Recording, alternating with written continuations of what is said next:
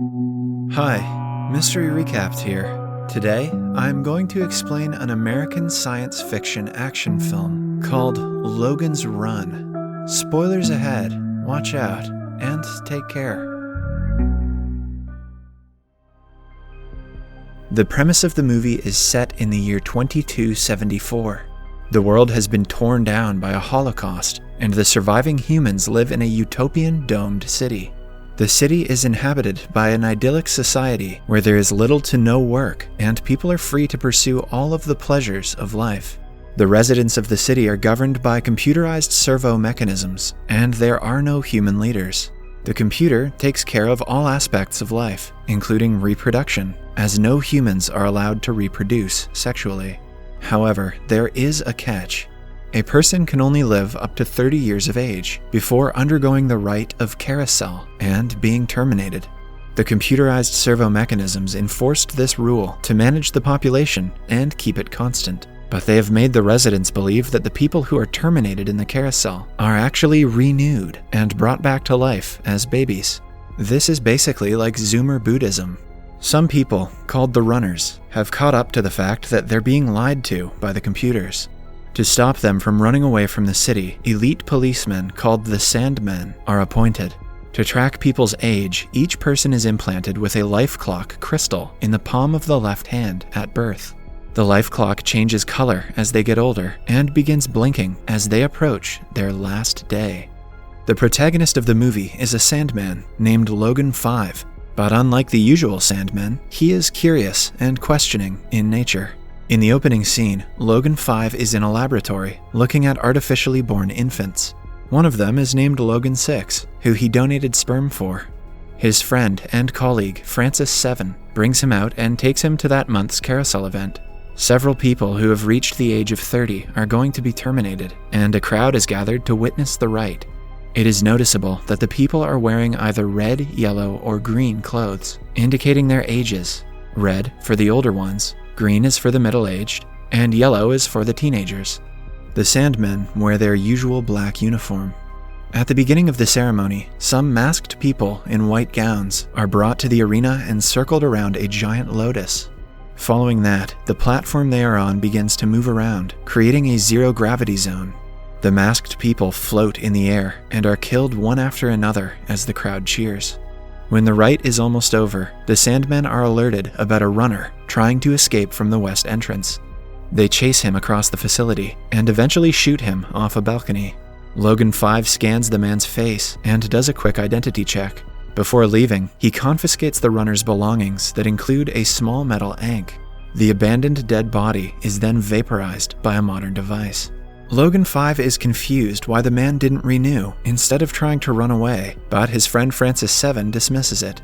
The Sandmen are given lavish apartments and are considered the elites of the new society. Logan 7 is in his apartment drinking at the end of the day. By pressing a button, he summons a girl for his pleasure. The girl is named Jessica 6 and is fascinated by Logan's apartment. He gets her to the sofa and tries to kiss her, but Jessica rejects him. She doesn't want to get close to him because she is grieving the death of a friend who was terminated that day. Logan dismisses her concerns, stating that her friend was just renewed, but Jessica scoffs at the comment, claiming that carousels are death, not renewal. Logan gets suspicious of her being a runner and inquires about her age. Jessica quickly proves that she is young by showing him her life clock, which hasn't turned red yet.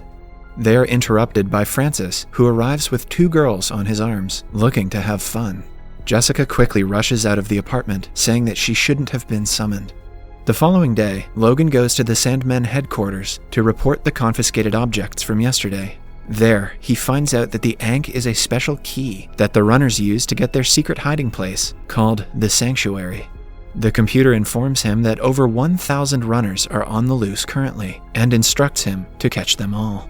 A confused Logan asks the computer how many of the runners have been renewed. He begins to suspect that the renewal program is fraud when the computer doesn't answer. Instead, it orders Logan to be a runner in disguise and help them catch the others. He again retaliates, claiming that the life clock on his palm will give away the disguise. To his surprise, the computer removes his remaining 4 years of life, so people would believe he is a runner. Logan protests, but it goes in vain because the computer turns itself off. Now he only has some days left to live and a mission on his hands. He returns home and summons Jessica again, believing that she knows something about running. He tells her he only has a few days left to live and shows her the ankh that is identical to the one she is wearing around her neck. Jessica accuses him of killing a runner for the ankh and storms out, believing that Logan is setting up some kind of trap. It is revealed that she is part of the runner group herself. When she tells her friends that Logan knows about the sanctuary, they order Jessica to finish Logan once and for all. She brings Logan down to the arcade, but before she can kill him, he is informed of another runner. The two get into a vehicle and chase the runner. They end up in an area filled with cubs, people who are deemed unfit to live in the main complex because of their wild nature. The cubs circle the two, intending to rob and kill them, but Logan uses his weapon to chase them away. Next, Logan uses his scanner to scan the area and locate the runner they were looking for. He finds her within seconds, but instead of arresting her, he lets her go out of sympathy. Because of this, Jessica drops her plans to kill him and starts to believe he is genuinely a good person.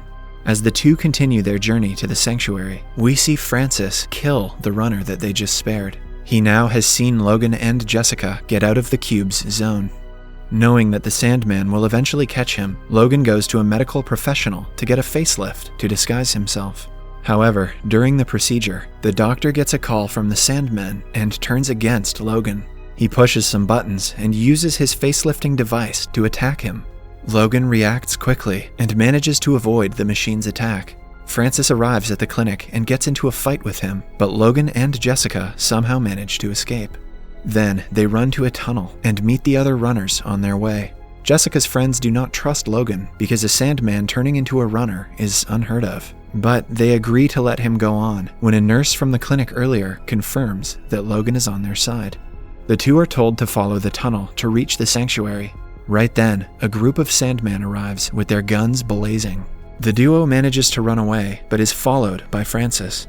They eventually reach a door that requires the ankh to open it. Jessica tries to get hers from her necklace, but it falls into the water and gets lost. Logan quickly uses his to open the door and go to the other side. When Francis comes, following them, he finds Jessica's ankh and continues the pursuit. Meanwhile, the duo is lifted up by a machine to a frozen cave. They are approached by an AI robot called the Box, whose job is to capture food from the outside world in order to feed the city. The robot is about to freeze them into food, but Logan uses his gun to fight him. Eventually, the cave starts to fall apart, and the two run into the outside world. They are mesmerized by the beautiful scenery in front of them. They have been so brainwashed by the computers that they don't even know what the sun is, and they call it a hot ball. After walking for a while, they sit down to take a rest, not realizing that Francis has followed them outside as well. The following day, Jessica and Logan are tired of walking and are still looking for the sanctuary. They eventually reach a pond and decide to take a swim. Jessica finally gives in to Logan's efforts, and the two make out. They also see that Logan's life clock has stopped flickering, meaning that the clock doesn't work in the outside world, and they can maybe live for as long as they want. Later that day, they notice a tower and happily approach it, thinking it must be the sanctuary. But they are soon met with disappointment to see the tower and the buildings around it have been taken over by nature. Suddenly, a cat brushes over Jessica's leg, startling her. The couple is fascinated to see an animal for the first time. They're sure to be disappointed when they realize that cats are assholes. They follow it and reach a classroom with an old man inside. They're both amazed by his wrinkles and gray hair, as they have never seen a person that old in the city. The man says that he has been living there since the Holocaust and didn't even know that the city existed. The duo also learns that the old man was raised by his parents, unlike the residents from the city who are made in a laboratory and raised in a nursery. Suddenly, Francis arrives and holds Jessica hostage. Holding her at gunpoint, he asks Logan to get closer so he can terminate him. But Logan manages to divert his attention by asking him to look at his palm. Francis, who somehow has yet to look at his own hand, is as surprised as the others to see his life clock not blinking. But even then, he doesn't want to believe he has been lied to his whole life. He attacks Logan, and the two get into a fight. The struggle ends when Logan manages to wound Francis gravely by hitting him with a pole. Logan then holds his old friend in his arms and wishes him goodbye as he dies. Following that, the old man makes the couple bury Francis's body in a grave. He claims that he buried his parents around the same area because that is what humans are supposed to do. Logan wants to go back to the city to show the people that there is so much more to life than artificial lighting and dying at 30. He thinks that the residents will believe him if he shows them the old man as proof. The next day, the three of them leave for the city. While resting on the way, the old man explains the concept of marriage and family to them. Good thing he didn't also tell them about the divorce rate, or they'd have abandoned their plan then and there. They eventually reach a hydro plant that supplies water to the city. Logan asks the old man to wait for them for as long as he can before the couple jumps into the water and swims back to the city. Logan finally tells the people about the outside world, but no one cares. The only people who hear them are the SANDMAN, who arrest them. Logan is taken to an interrogation room where the computer asks him if he found the sanctuary. When he doesn't answer, they use a technique called surrogation to look into his subconsciousness and download data from his mind. However, the vast knowledge of the outside world is too much information for the computer to process, and it starts to malfunction. Maybe Logan did learn about the divorce rate after all. Everything controlled by the computer starts to explode, including the facility they are in. The city is ruined, making the people run outside in fear. Everything controlled by the computer starts to explode, including the facility they are in. As the domes are destroyed, the people are introduced to the outside world for the first time. They see the old man and are amazed by his wrinkles, like Jessica was. They surround him, asking if they can touch his skin. The movie ends as Jessica and Logan wave at the man from the crowd, indicating a happy ending. Subscribe for more videos like this, turn on notifications, and leave a like to help the channel out. Thank you for watching.